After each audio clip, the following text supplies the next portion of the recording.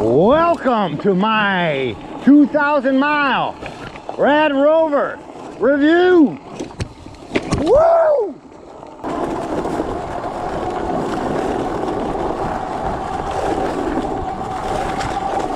This is 21 miles an hour.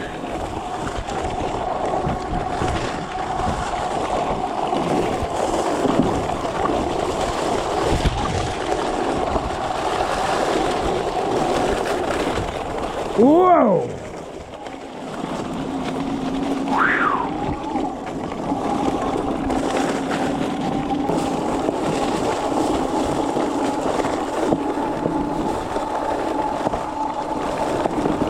Riding the groove.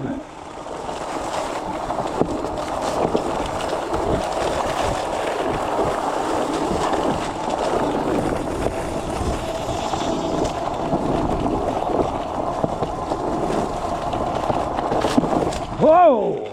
Shit grabs your handlebars, man. So I want to start this video with the biggest problem I have with the Rad Rover. And it's not just the Rad Rover, it's any fat e-bike. They all weigh a ton. And getting them around any obstacle is a hassle. A big tree that's down I have to get over. A guardrail about that high. Anything more than that and it's a real hassle to get this bike over it. And how are you going to transport this bike? My mountain bike, you had quick releases on the tires and you could just slide it into somebody's trunk, no problem. The back tire on here is bolted on. It's quite a hassle to take the back tire off, and the tires are huge, you know, and the bike still weighs a ton after you take the tires off. You can't just stick it in the trunk, and you have more stuff sticking out like the display and everything you got to be careful with.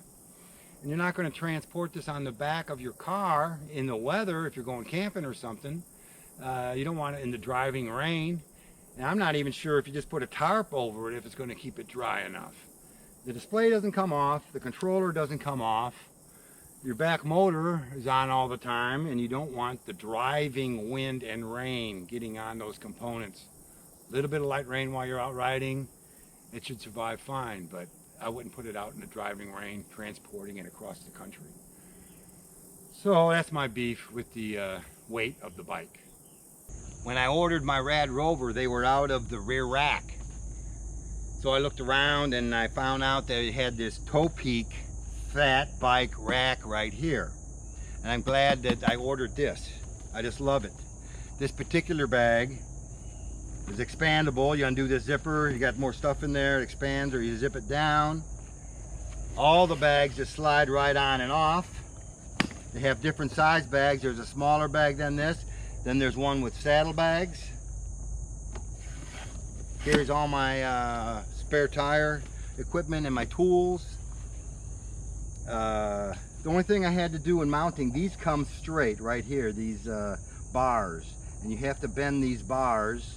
And also it kind of gets in the way of your brake light. You can move the brake light. There's a mount for it on the back here. You just have to get an extension cable. I never put that on there. But I just love it. Without it, how are you going to carry all your spare equipment on the Rad Rover rack? You're going to have a bag and then just bungee it on there or something like that. So I highly recommend the Topeak bag. And there won't be a link for it over here, and there definitely won't be a link down in the description. So you may notice that I no longer have a headlight. The other day my brother was over and took the Rad Rover out for a little cruise. Came back in about 10 minutes and he said he hit a rut and broke the headlight off, and he just had blood trickling down his forehead, down his face. So I'm not sure exactly what happened, but I no longer have a headlight. Tires. So about a month ago my back tire was getting bald, so I started shopping for tires, and I noticed there was a great price discrepancy. They go from $30 to $130. So I'm there, what's the difference on these tires? And it's the threads per inch. So when you're shopping for fat bike tires, notice that they're rated from about 30 threads per inch to 120 threads per inch, or TPI. And the higher the thread, the more supple the sidewall is, and the lower the pressure you can run on the tires. These tires that come from Rad Rover are 30 threads per inch, so you cannot run these very low at all. You go around the corner and you'll just feel the sidewall buckle if you don't have enough pressure in the tire. So another option I have on my bike that I highly recommend is this skid plate. And right here, all the cables underneath this skid plate right here, you see all the crap that it's protected from getting on the cables.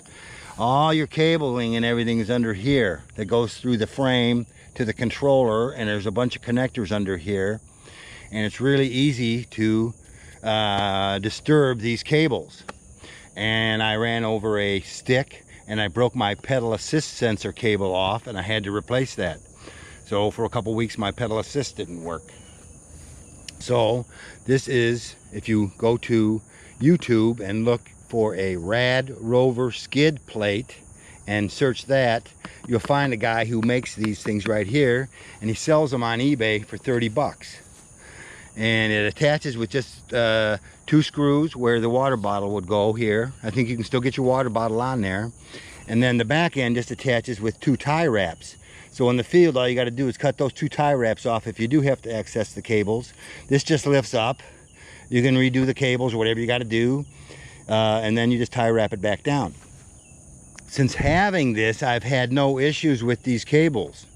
Prior to this, besides just ripping that cable off, I had several weird errors, just weird error codes. The bike would die and you'd have to come under here and reseat these cables. I've never had to do that since I've had this skid plate on here. I just love it. So I want to talk about the warranty issues that I've had with my Rad Rover. I mentioned in my 300-mile review that the button to turn off and on the throttle didn't work, and that was bad right out of the box. My first couple of rides, I noticed that it didn't work right. You had to mash on the button to get it to stay in. They sent me a replacement throttle. I called them up, or I sent them an email. You know, and about a week later, you got a replacement throttle. Wasn't very hard to put on at all. Then at about 550 miles, I developed this noise, this loud noise. I can play you a clip of it right here.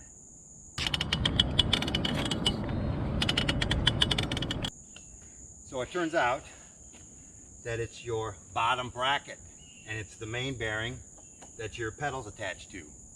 So that's a pretty important part. And it should last more than 550 miles before it goes bad. I've had many bicycles. I've had road bikes, mountain bikes. I've never had any problem with the bottom bracket, and I run them through water or whatever. Never had an issue.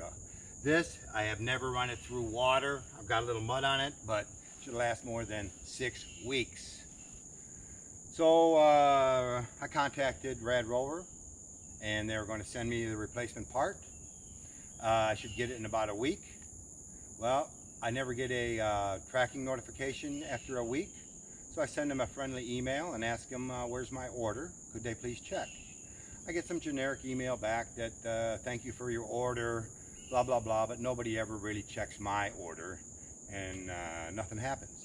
Another week goes by, so now it's 2 weeks since this has gone bad, and I send them a nasty email stating about my bike. I've only had 6 weeks. I only have 550 miles on it. Where's my part? It's been 2 weeks and I still don't have tracking information on the part. Well, then they give me a, oh, I'm sorry about that, sir. We'll get it right out to you. And I get it another week later. So now it's 3 weeks later. I get the part. Now I have to go to a bike shop and have the part put in because I don't have the tools to replace that part. I take it to the bike shop, drop it off. The bike shop calls me. It's the wrong part. It's not the correct width. It was a Rad City Bike bottom bracket. It wasn't a Rad Rover bottom bracket. So I have to drive back to the bike shop, pick up my bike. I call them while I'm there. You guys sent me the wrong part. Oh, we're sorry. We'll get it to you as soon as we can. And they got it to me. They sent it to me 2-day air. So I got it. Now it's 3.5 weeks have gone by now since the part went bad. My 6-week-old bike been down for 3.5 weeks. So they finally put the part on there and I get the bike back. Everything's fine. And Rad Power Bikes reimburses me the $30 labor that it cost me to get the part put on. Thank you very much. But I've been down for 4 weeks. I don't get any email from a manager or a gift certificate or we heard what happened, we're sorry about the confusion, sir, or anything. They just, you know, hopefully we don't hear from that guy again. So I thought that was pretty shitty. So my overall impression with my Rad Rover, even with the bad experience I had getting the bottom bracket replaced on the bike, their customer service has been fairly responsive. Anytime I've emailed them, they email back within a day, give me a part number if I have to order something, or help me troubleshoot a problem I'm having. So that's good to know that they're there and you can call them. They pick up the phone as well. I usually email them, but they do pick up the phone. And the features you get for $1,500, you don't get any fenders, you don't get the rack, but you do get a 640 watt battery, and you get a Bafang motor.